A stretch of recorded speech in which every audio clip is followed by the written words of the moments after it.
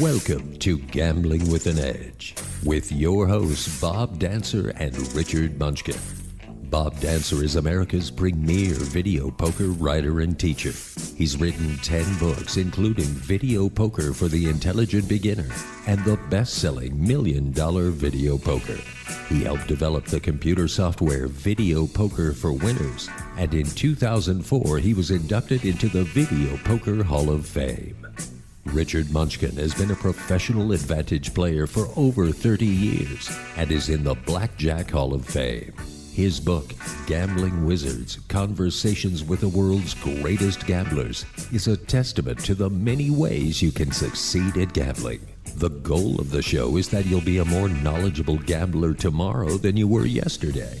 And now, here are Bob and Richard. Good evening. Welcome to Gambling with an Edge. I'm Bob Dancer. And I'm Richard Munchkin. Our guest tonight is attorney Bob Nersesian, who just may be our favorite guest of all.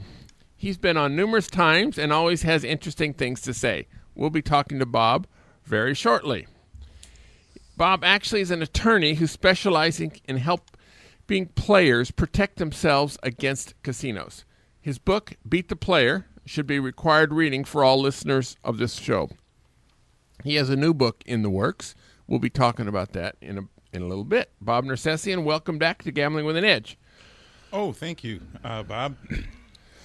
Since the last time you were on this show, you were inducted into the Blackjack Hall of Fame. And the very same evening, your wife and business partner, Thea Sankowitz, made the final table of the Blackjack Ball after correctly answering more Max Rubin questions about gambling and other topics than most of the other people did. It's quite an evening for the Nersesian and Sankowitz law firm. Both Richard and I are delighted you won. How does it feel to be in the Blackjack Hall of Fame? I'm delighted I'm there. It hasn't changed my life, but I think it's a common knowledge that there is a little spiff that comes with that being an RFB at a certain casino. Barona near San Diego. Yeah. And I can't wait to try it. The problem is we've been so darn busy that we haven't had an opportunity to get down there. Uh-huh.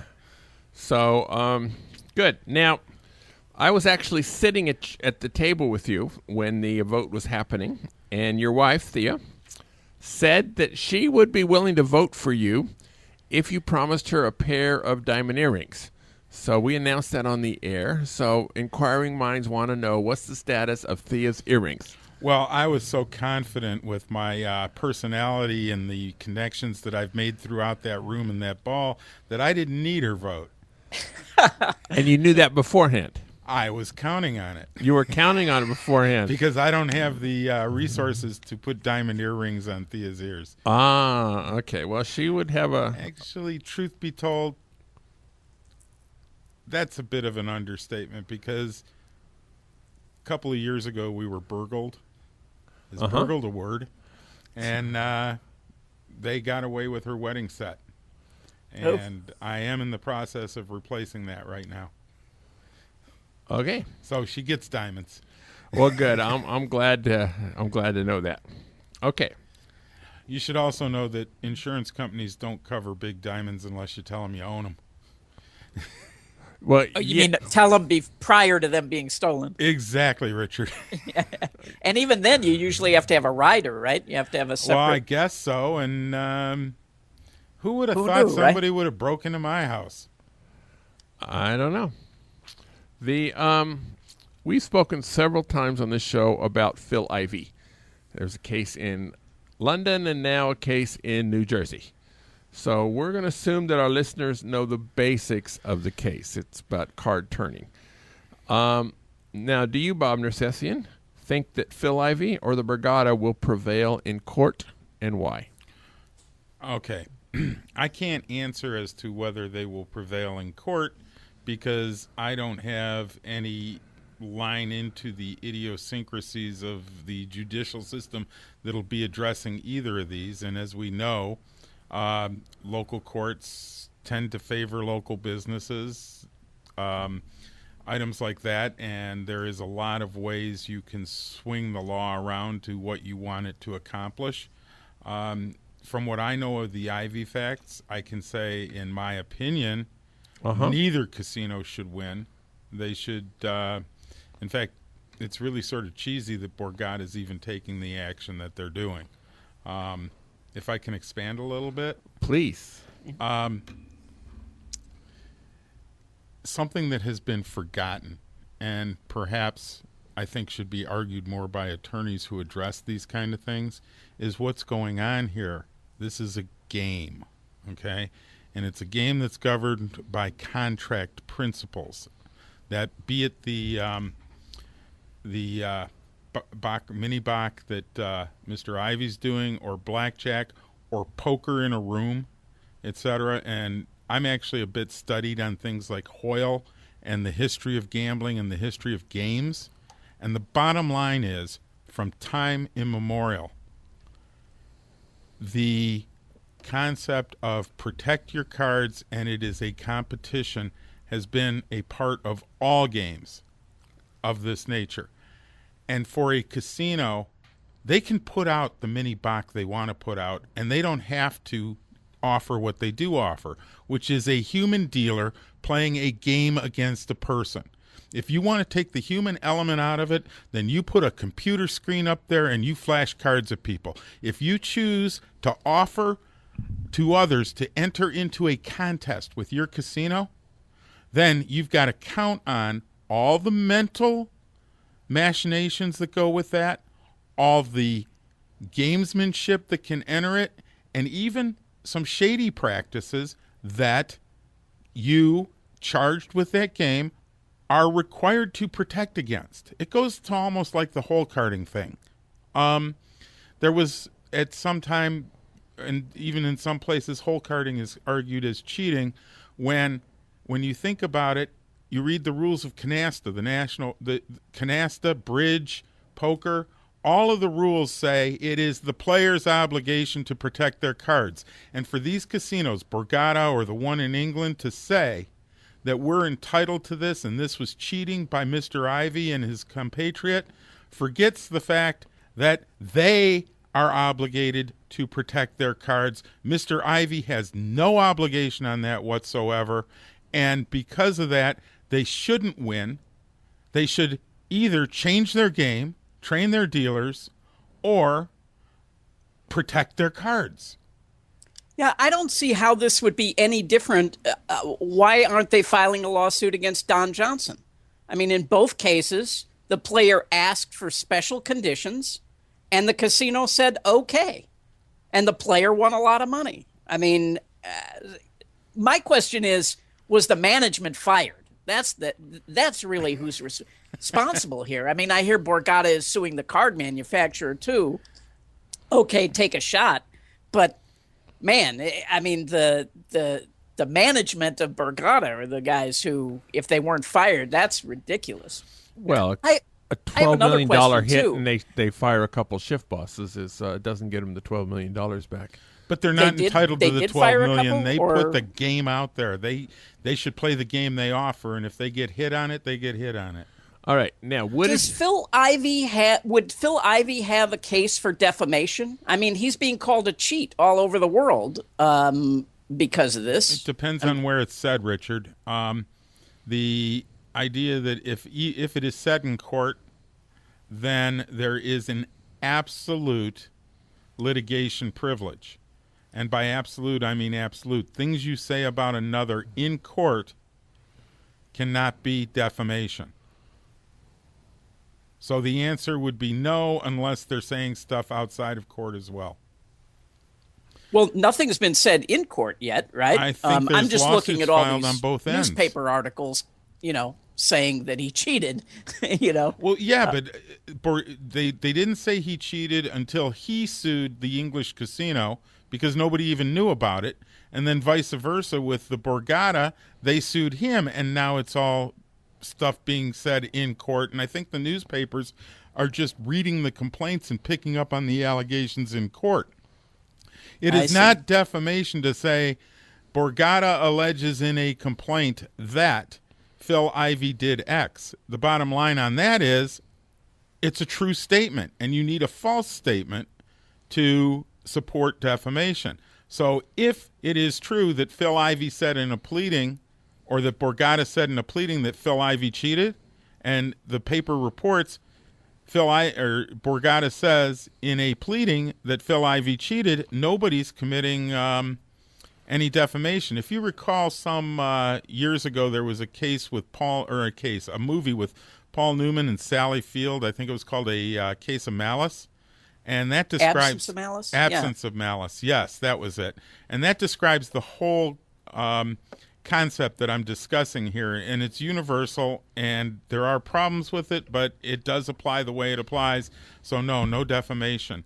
I'm still really, what I'm trying to get to, though, or really emphasize is, why is it a game for the player but not a game for the casino? Why are they entitled to treat this as though it's their own special as if it's their own special backyard, and you can't apply the historic rules, the stuff that was written by Hoyle, the stuff that has governed card games since the 1400s. They're trying to change the law, not the players, and the players who use tactics or perspectives like causing the dealer to turn the cards, or convincing the player on the other side of the table, who happens to be a casino, to do this. Well, you convinced them. Now, the person who was convinced should stop complaining and just live up to what they agreed to. Now, this is a case where Phil Ivey's friend got the dealer to turn certain cards around. And so Ivey and his friend never touched the cards. Had they physically been turning the cards around, would that have made a difference as to whether or not you believed they were cheating? Okay, my personal belief? Yes. It makes every bit of difference in the world if they're sorting a deck. My personal belief is that's cheating. I know there are others in the community that disagree with me. Going back to what actually happened again, though, and this lawsuit against the card manufacturer. Yes. For goodness sakes, there are no such thing, once you put a pattern on the back of a card, as a uniform deck. And this has been known forever. All decks have some variance, and people are better at picking that up. Some people are better at picking that up than others. And the idea that a card manufacturer has a B pattern with a different cut into the diamonds on the back is, from my perspective, simply ridiculous. The other thing is, how can the casino say we got tricked into this, or the card manufacturer didn't know this or do this right? I think it was over 20 years ago now that Bill Zender put this in a book. It's in 7 other books. Everybody in the world, including these people who are suing, know that the back of a card is not symmetrical, one side as against the other. What's the bitch here? They should just, again, stop it, get off their horse, and go live the life that they've chosen, which is to ply their trade by playing games against other people, and when they get beat, live with it. All right. Let's move on to a different subject. Yeah, because I get a little noisy on that one. Oh, we've heard you noisier. We got a couple of video poker questions sent to us to gamblingwithanedge@gmail.com. One was a question you answered on this show almost 2 years ago. It concerns players consulting a video poker app on their smartphone while they're deciding how to play a hand here in Nevada. At the time, you stated that in your opinion, this would clearly be against Nevada's device law, and casinos could have you arrested and prosecuted if they chose to do so. But up to that time, no casino had actually had a player arrested for this.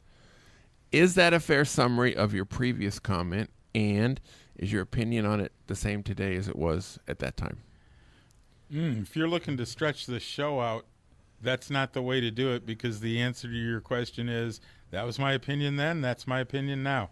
Actually, though, I think what the listener had asked was, has anyone actually been arrested for it, to your knowledge? Nobody's been arrested for it, to my knowledge. I also don't understand why anybody would take the risk, because you just download the printout and use your strategy sheet on the game. It does seem crazy that you could use the piece of paper, but you can't look at the same chart on a phone. Well, the problem is that you are using a computer device, and we know from the very statute that computer devices are specifically targeted. That's what you're using. Download it and use your paper.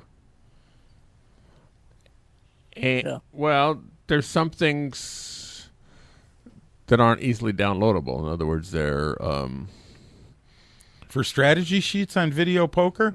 Yeah, there are specific hands, specific cases that you would. I mean, there's 2.6 million different possibilities, so you can get them simplified using all kinds of various situations. But getting that down on a piece of paper is far beyond a lot of players' capabilities. Then explain to me, if this is a question, how this is any different than using a computer at a blackjack table to track the cards and figure out the count. You're doing exactly the same thing, and you're using a computer to do it. Well, the biggest difference would be video poker is one hand at a time, and it's totally over. You're dealt the 5 cards.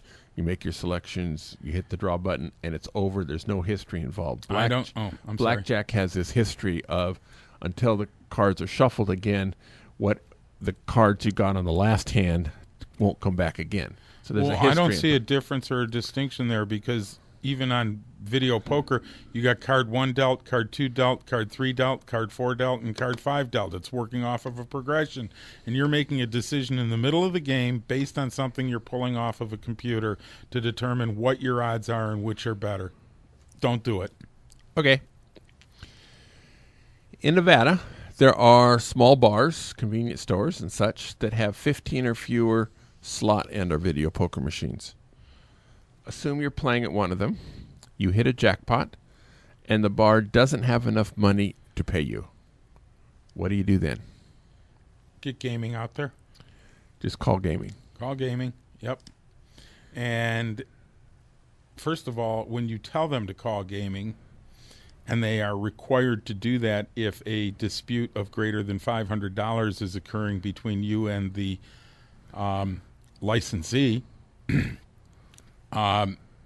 I think you've put them in a spot where they're going to close down the cash registers or try and start selling the liquor off of the back of the bar to other patrons to come up with that money to pay you. I do see this as pretty rare, though, because I know that there are some bars out there that are owning their own machines, but they are almost universally on slot routes now. And I don't see this happening. The slot operator will show up, even if they don't have the money there at the bar right away. Usually they'll show up within, an hour. Right. Right. The places I played until they took out the games, on the games I played, there were $4,000 jackpots and lower. There were 10,000 jackpots and higher. On the 4,000 and lower, they paid immediately, and on 10,000 and higher, you had to wait for 15 minutes to 45 minutes for it to come, and that was just the standard procedure. And even at a casino, sometimes, depending on what you've won or lost, it takes them a little bit of time to get the stuff together. And unless they're being unless they're refusing to pay you, or they're telling you to come back tomorrow or something like that, if you're going to sit there for some period of time before you get paid, but you're going to get paid, I don't see an issue that even calls for any concern.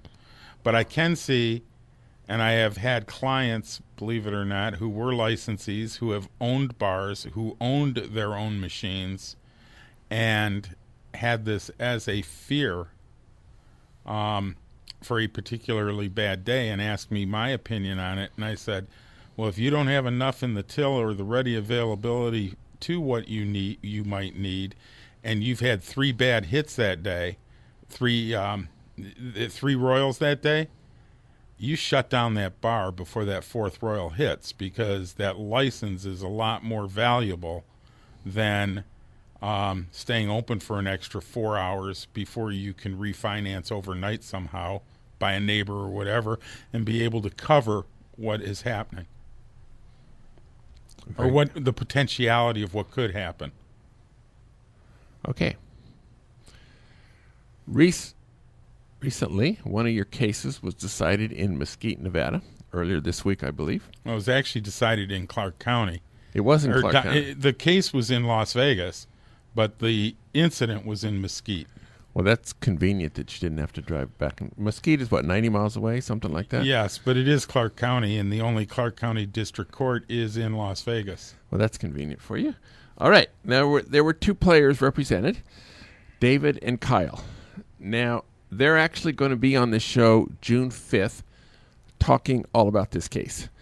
Now, and as it worked out, Richard and I taped an interview with David and Kyle 2 days ago because in late May, I'm getting married and going on a 4-week honeymoon. And so we're taping shows to air during that time. Congratulations. Well, thank you for the honeymoon or okay. The getting married. I know that it's the best thing in the world except for the diamond earrings part. All right. So rather than us giving the whole story of the case, which our audience will hear a little more than a month now, I have a particular question about it. One of the features of Nevada law David and Kyle mentioned was news to me. It had to do with refusing to settle. For example, you're suing a casino for violating your rights. The casino offers to pay you $30,000 to drop the case. You say, no, I'm going to take it to court. And you go to court, and the jury ends up giving you, say, $25,000.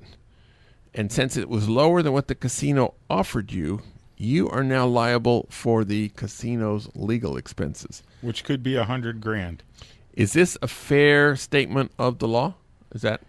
It's a fair statement of half of the law. And the other half is? You offer to settle for $70,000, you get $110,000, and they didn't take your $70,000 offer, and now they got to pay all of your attorney's fees. Okay.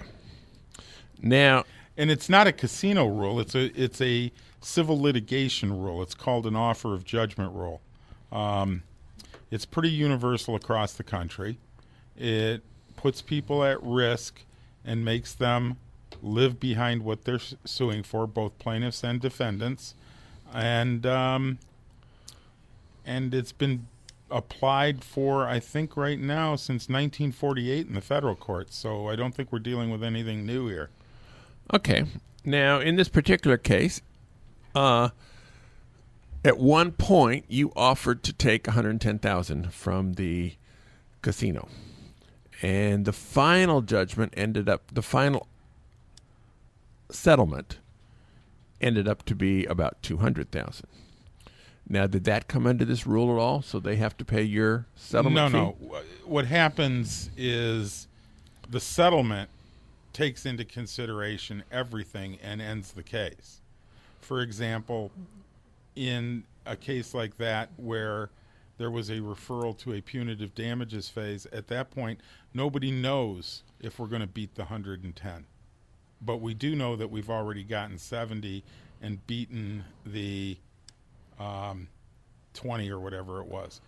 So the lawyers, and this is ubiquitous in the industry, and it's like making sausage. You don't want to see it done, but the lawyers get together and start talking and yelling and cajoling and working each other's case as best they can and try to settle it. And this goes on throughout the entire litigation process, but there's certainly a much greater urgency when your side has already shown that they've won something important.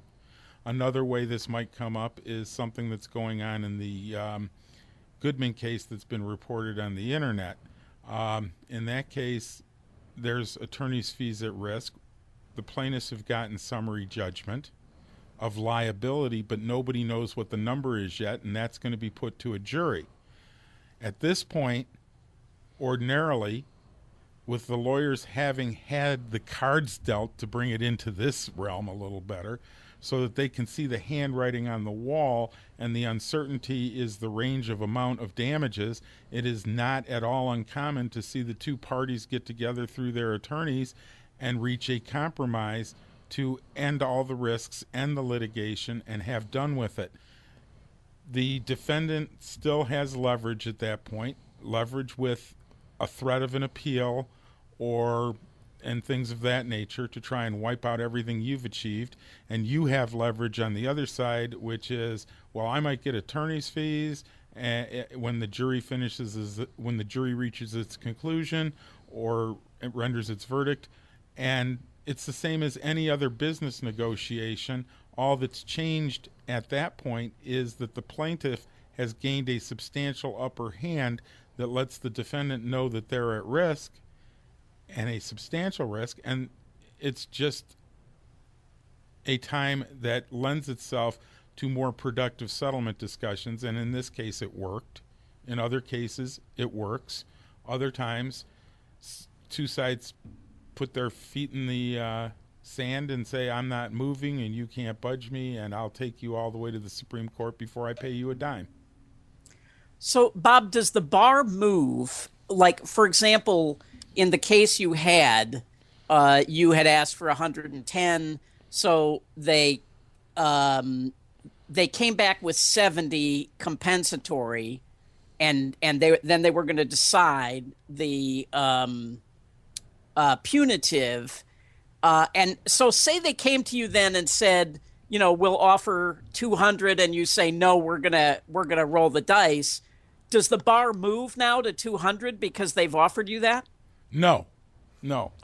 The actual procedure, and I'll try and quote the rule as best I can right out of the Nevada Rules of Civil Procedure, which are very similar to the federal Rules of Civil Procedure. And just to show that I am so good at this, I think we're talking about Rule 68. And I do not have notes in front of me. He does have a bottle of water in front of him, though. Let me use it for a moment.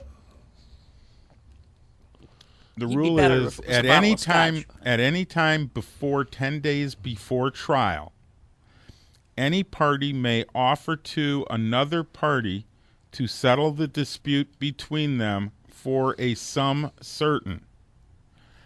If at trial the party, or if the offer is accepted, then judgment roundly will enter for that amount. Because there's an agreement. You show the agreement to the court. After 10 days, you can't accept or reject anymore. And at that point, if you do better than your offer at trial, the other side has to pay your attorney's fees from the time of the offer until the trial is over.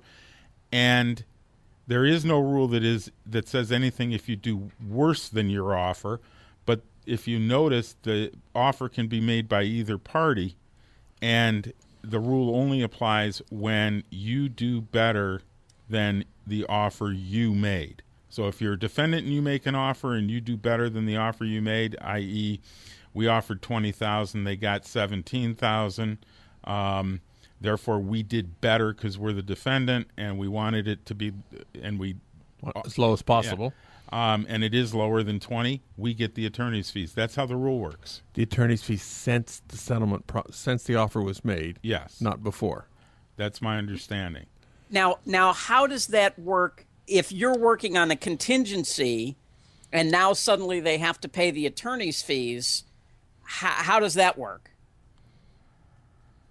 I mean, so let's say that they come back and they say, we're going to give you the jury says you get $250, and now you get your attorney's fees because it was 40% of some other number. Well, no, you don't. Okay, they have taken the contingency fee agreement and the contingency fee out of the calculation. The way the courts are addressing it is that they have construed virtually universally the rule to be that you are entitled to a reasonable attorney fee for your representation from that time forward, and they have defined a reasonable attorney fee by something that they call a lodestar. A lodestar is a reasonably hourly rate for the number of hours you spent on the case doing what you had to do as an attorney, and you have to submit an itemized statement of what you have done time-wise since that offer of judgment and propose your hourly rate for the court to enter a reasonable attorney fee. Now, the court sometimes may take that reasonable attorney fee and say, well, you can't bill $600 an hour. You're just not that good. We're only going to let you collect $300 an hour. And that's how it's done. All right. But do you still get a percentage of the judgment as well? Okay. Or do you just... Those attorney's fees do not just go to the attorney. It's governed by it's governed by Nevada rules of professional responsibility, and it's supposed to be divided up certain ways. There are some errors in the way they've written that rule that make no sense at all and obviously cannot apply overall. But the bottom line is the attorney does not get to take the attorney's fees on top of the contingent fee. Indeed, the attorney's fees are part of the award to the plaintiff, not part of the. They are not an award of attorney's fees to the attorney, and it is patently inappropriate to write within a retainer agreement, a contingency fee retainer agreement, that the attorney gets any award of attorney's fees, either separately or in addition to the attorney's fees, the contingent attorney's fees. So I would suggest you go read the rule, but the bottom line is, no, you don't get I don't get, if I'm sitting there and we get a $200,000 verdict and my fee is, let me round it off. If it's a $180,000 verdict and my fee is 33%, I don't get 60, and then on an award of attorney's fees of 100, another 100 where I get 160, and the clients are splitting 60. Unfortunately, that's not the rule. Unfortunately was an unfortunate word. All right, we got another question for a listener. By the way, I just want to point out that one of the MIT guys was bankrupted because of this rule. He literally had to file bankruptcy because he had a case where they returned less than what Caesars had offered.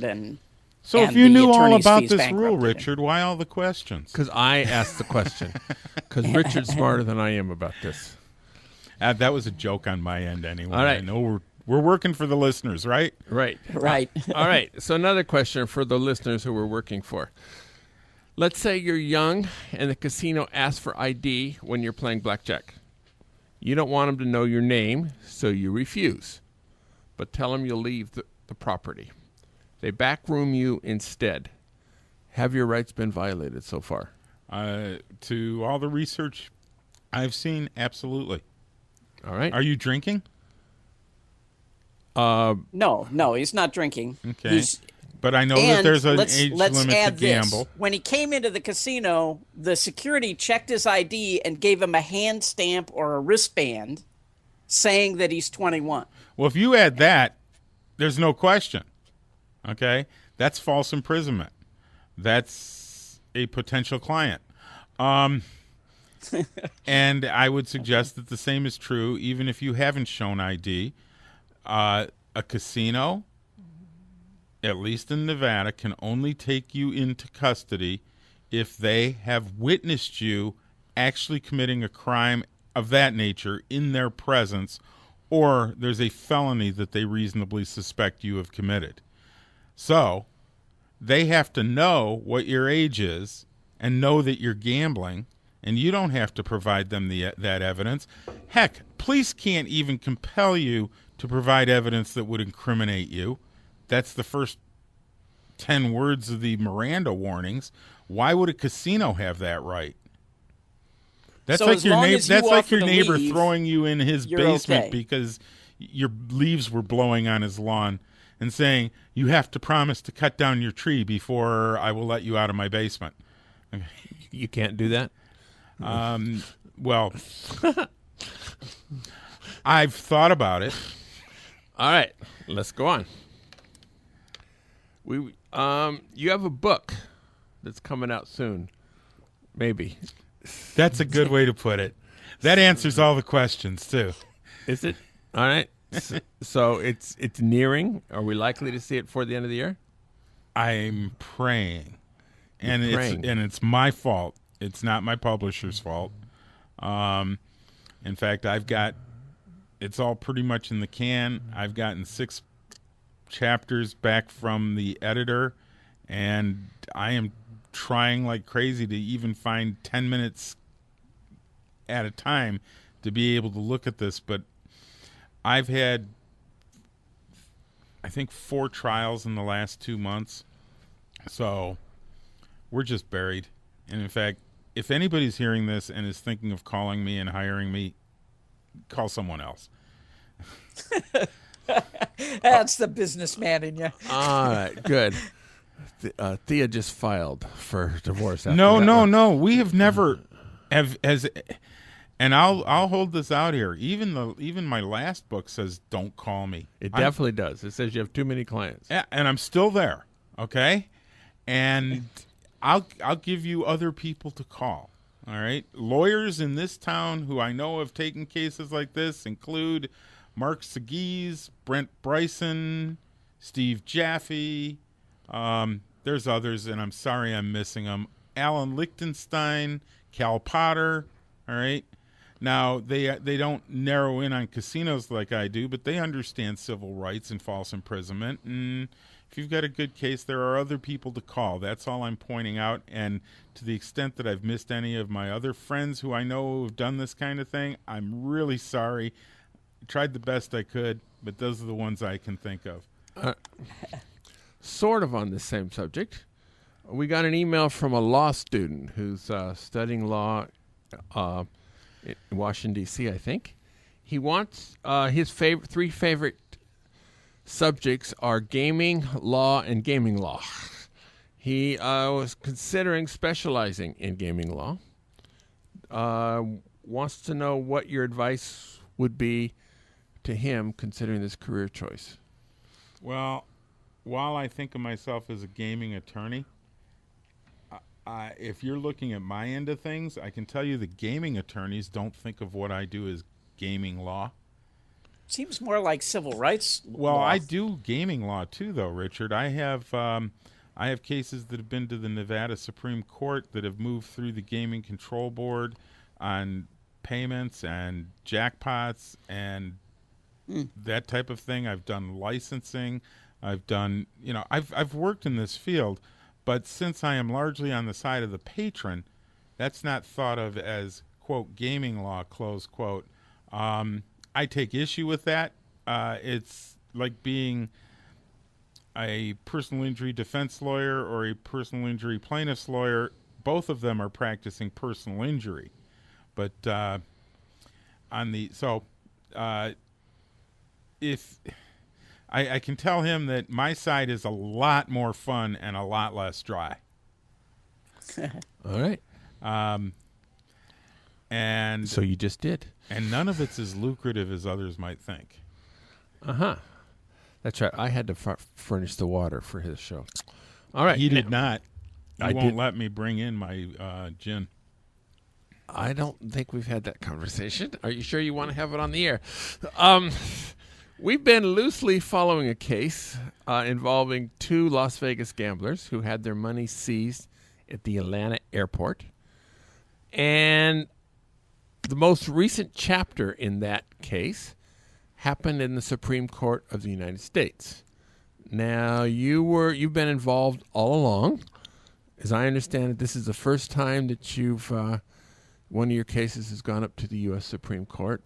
Tell us something about that. It must have been exciting. It was really exciting. I guess I don't even know how to say it. It's take you to your knees kind of law practice, because, I mean, even people who aspire to that and to have cases that get there, which is not something that I ever particularly did or thought would occur. Oftentimes, as I was saying, people who aspire to it can never get that to happen. And I guess the weirdest thing about what I saw, and I mentioned this to you some time ago, is I was surprised where counsel table is in relation to those 9 judges. And this is such a minor point that only a lawyer would probably appreciate somebody bringing it up. But we all go to court and we argue in front of courts and we stand at podiums, and generally the judges are 15 to 35 feet away, I guess. And the one thing that just shocked me was counsel table in relation to the justices in the Supreme Court are at a level where if you stood up at counsel table and held out your arm, the justice sitting in front of you could stand up and you guys could shake hands. I mean, you're right there. You could pass them something, although I would suspect that doesn't happen in the Supreme Court. They've read all the briefs. While I was there, I didn't see that happening. As you know, the person who did the actual oral argument for Fiore and Gibson, who were the appellants, is a nationally recognized oralist for the Supreme Court. Thea and I were on the briefs, and it was our case, and we were at counsel table as well. What else do you get? You get a Quill pen for being there. A Quill. To be at the counsel table, you don't have to be the oralist. Huh? No. Everybody who is actually at counsel table and appearing on the case gets a true feather Quill pen. And but what's going on with the case now? Oh, I mean, they told you couldn't sue in Nevada. Well, I don't know that there's anything going on. I have explained to the clients that we've had discussions about it, but the bottom line is, remember, we got that money back in 2006. Okay? And, wow. Well, the point is, with getting the money back, there may not be a cost-benefit analysis, even if you could continue with this case, to continue it in Georgia at such a distant forum, because the parties do live here in Las Vegas. I am disappointed in the Supreme Court decision, obviously, and I've said to people or pointed out to them that you cannot get the current Supreme Court to do a unanimous decision for anything. They're all 5-4s. And Bob Nersesian and Thea Sankowitz went up there and proved that a unanimous decision is still available. Congratulations. No, it went against us. Well, it was unanimous. We have a few minutes left. A month or two ago, a car was stopped in Arizona and had something like $400,000 in their trunk from gambling winnings back in Illinois or something. Apparently they were driving to... I can't talk about this directly. I could only talk about this hypothetically. Okay. This is new. I did not... Okay. You mean you're involved in the case? Read in what you will. Okay. Okay. Good. So give us a 3-minute summary of how we should react if the cops stop us on the road. Okay. First, and this is a huge rule, and I can't emphasize this enough, do not drive across northern Arizona with a lot of money in your car, especially if it's a rental car. They target, you will be targeted, you will be pulled over, and even if it's only $8,000, they're going to steal, and I highlight that word, steal your money. Okay? Do not drive across northern Arizona with a lot of money.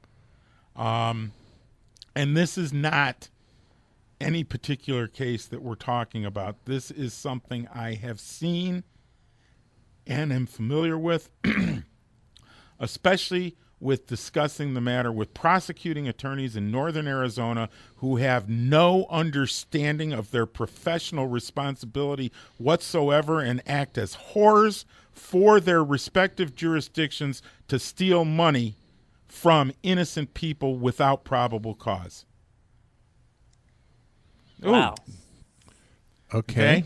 That's one. Two, It's a big one. All right.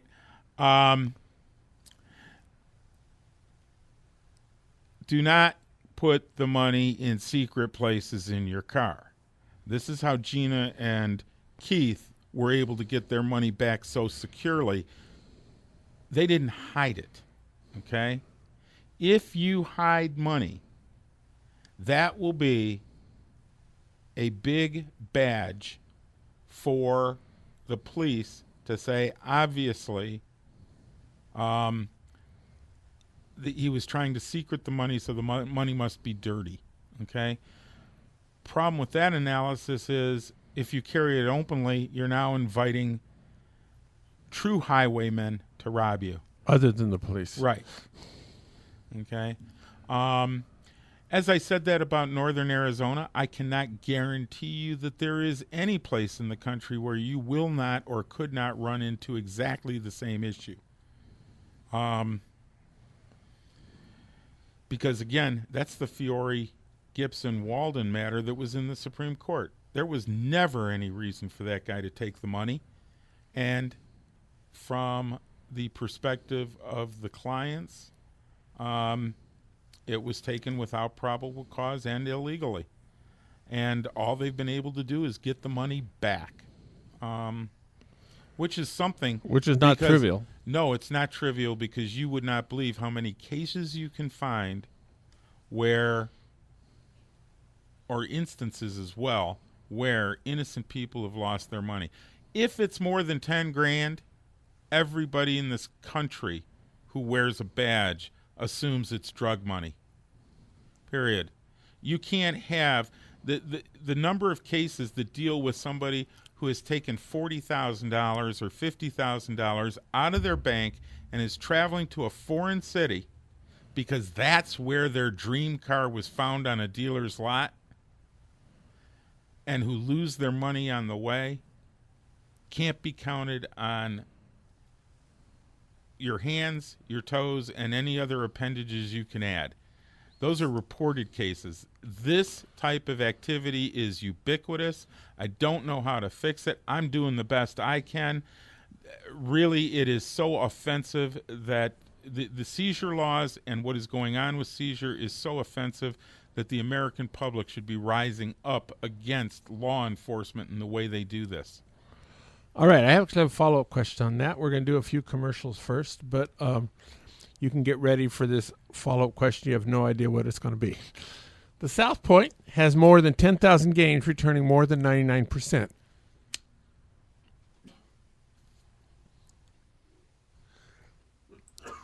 That's not this. Excuse me. Somehow just had to sneeze. That's more than anybody else has. Saturday, Sunday, and Monday, play 2,000 video poker points and spin the virtual wheel. You can do this up to 4 times a day. The average on this has been about $14 to $16 per spin, which is 0.75%. Assuming you're playing NSU, which is an even game after cashback, this is a good play. Limited to $8,000 coin in per day, Saturday, Sunday, Monday. Wednesdays, play 2,000 points and get a South Point logo polo shirt. At the Palms, ending tomorrow night, Friday, they have 7 p.m. drawings. $10,000 has been given away to 10 winners. Beginning tomorrow after that drawing, they're going to start the May promotion, which is similar, $10,000 a week for 10 winners, except in the May, you don't have to be present to win. You have to swipe your card to sign up, and you have to collect your money before midnight. But you do not physically have to be present during the drawing. Play PFP, play for points. Until tomorrow, the play for points is Albertsons and Walgreens gift cards. The rate is 0.25% for video poker. It's equivalent to double points. Next week only, which is kind of the week between April and May, it's going to be free play, also at 0.25% for video poker and 2% for slots. Next Saturday, May 3rd, the This is especially good for Bob Nersesian. They're having a contest as to who has the best Kentucky Derby hat. So you wear your best Kentucky Derby hat. There's the winners, 5 p.m., top prize $500. Anyone who wears a hat that day and registers gets $10 free play. Apparently, baseball hats are not earning you the $10. Videopoker.com remains the best place to practice a number of games, including Quick Quads, Ultimate X, Extra Draw, Frenzy Poker. They have weekly contests. For this week, the free games are Hyper Bonus Poker and Deal Draw Poker and Multi-Streak Poker. These strategies allow you to practice there before you go out and practice with real money. All right, so Bob Nersesian, we have 3 minutes left. I played at the Parks Casino near Philadelphia on a one promotion late last year. Took money with me. Coming home, I had about $50,000 cash with me. I was wearing cargo pants, and the money was in thigh high, both sides, evenly distributed, and all the money had Parks straps around them, so in $5,000 straps, and I had about 20 Parks W2Gs with the days before date on it, saying I had won jackpots of $6,000, $8,000, whatever the numbers were. Nice trip. Well, yeah. Well, there's other stories about the trip, but so I had no problem in the airport. They waved me right through, and I had no problems with it. But had they decided to pat me down and found that, would that have been sufficient documentation that probably I would have had no problem? God, no. God, no. It's just cash. Even with the W2Gs right there, which tells kind of where I got it. Even with your priest walking next to you, swearing that it's the collection money and the two of you together are delivering it to a parish in New Mexico that needs the help? No. There is nothing you can do to stop these people from taking your money. Gina and Keith in the Walden case did everything right. Everything. And their money was taken. That is really depressing. It's scary as all get out. You know, I don't want to be a conspiracy theorist, but go fart around on YouTube a little bit with this and watch the documented instances and just bend over and cry. It's shocking and inexcusable. But Wow. Got about 10 seconds. all right. You want a safe harbor? There isn't one. Oh, dear. Okay. So next time my best strategy would be to lose at the Parks when I go there. No, your best strategy, if you can, without messing anything up. I know we're done. Get a cashier's check. Yes. All right. Thank you, Bob Nersesian. Thank you, Richard Munchkin. Go out and hit lots of royal flushes, everybody. Good night. Good night. You've been listening to Gambling with an Edge with your hosts Bob Dancer and Richard Munchkin. Subscribe to the show in iTunes, and episodes will be delivered to you automatically every week. Archived versions of past shows may be found at bobdancer.com and richardmunchkin.com. We welcome emails at gamblingwithanedge@gmail.com. Bob Dancer and Richard Munchkin are both available on Facebook and welcome your questions. The sponsors for the show are the South Point Hotel, Casino and Spa, the M Resort, the Palms Casino Resort, and the website videopoker.com. Join us again next week for another Gambling with an Edge.